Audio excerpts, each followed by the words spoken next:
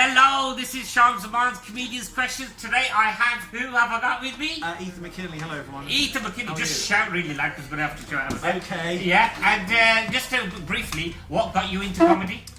I've wanted to do it for many, many years. I did it once, 6 years ago at the Comedy Store on Sunset Boulevard in Los Angeles. Bombed completely, and then that put me off comedy for 5 years. And then I thought last year, I thought I'd have another go, so I did James Cook's course, which is very good. If you've not done it, do it. And I've been Other courses are available. Been struggling ever since. We've just done a gig, which all of us bombed, including me. I'm yet to go on. You'll be funny. You'll be alright. What would you say your comedy style is like?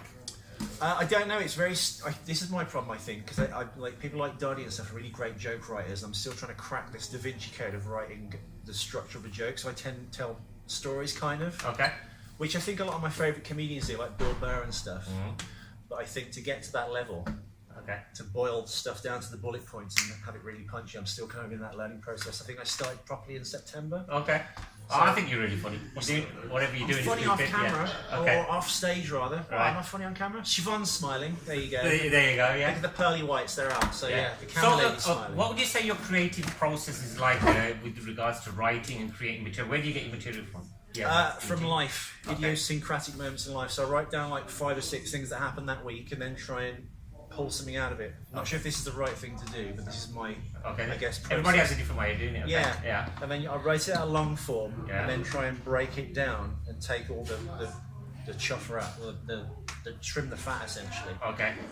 And then you try it on stage, I guess. And you record it, which I'm awful at doing, and then you see where people laugh and what didn't. Was it an inflection in your voice? But I'm still kind of learning. I'm new to all this crazy stuff. Okay.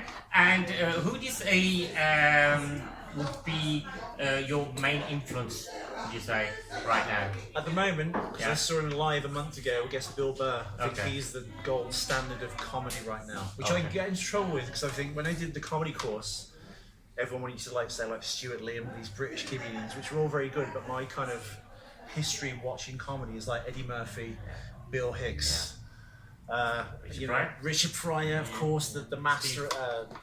Who else is Steve Martin? Steve? No, I've never seen Steve Martin. He was like a surreal comedian, wasn't he? Fantastic, yeah. Like Born, Let's Get Small, is that his first album, I think? And he's got the arrow through his head. Yeah. You want to check him out, man. George Carlin, he's pretty. God, how did I miss George Carlin? Of course, Richard Pryor, George Carlin, Bill Hicks. They're the holy trinity, I think. Lenny Bruce, maybe, if you went before then. Okay, from your experiences now, what would you go back and tell yourself? What would you say to new comedians? Is that before this gig or just in general? Yeah. What advice would you give? I think because it took me so long to kind of start, because I was just scared to.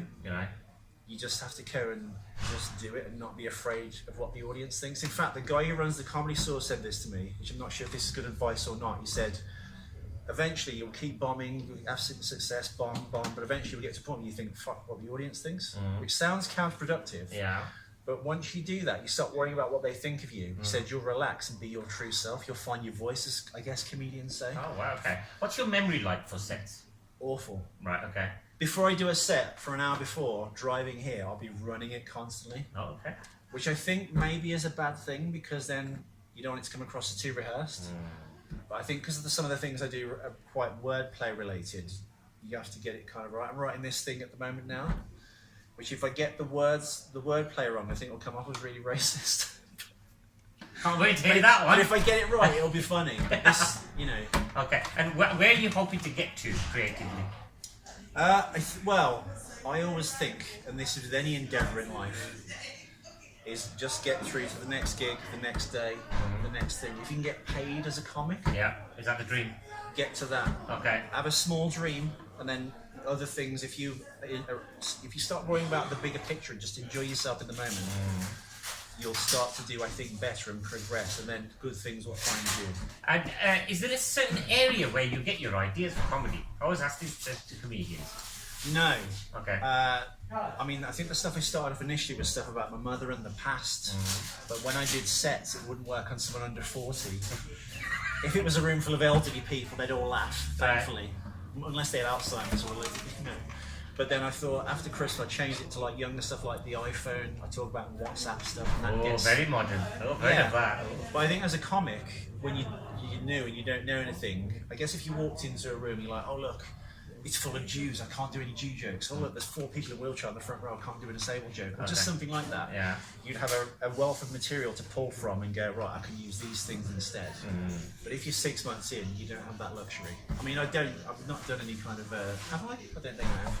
Any racist or, punching down jokes. No, you're very, very good. No. Right, that's it, that's the interview. Oh, is it? Yeah, that's it. Thank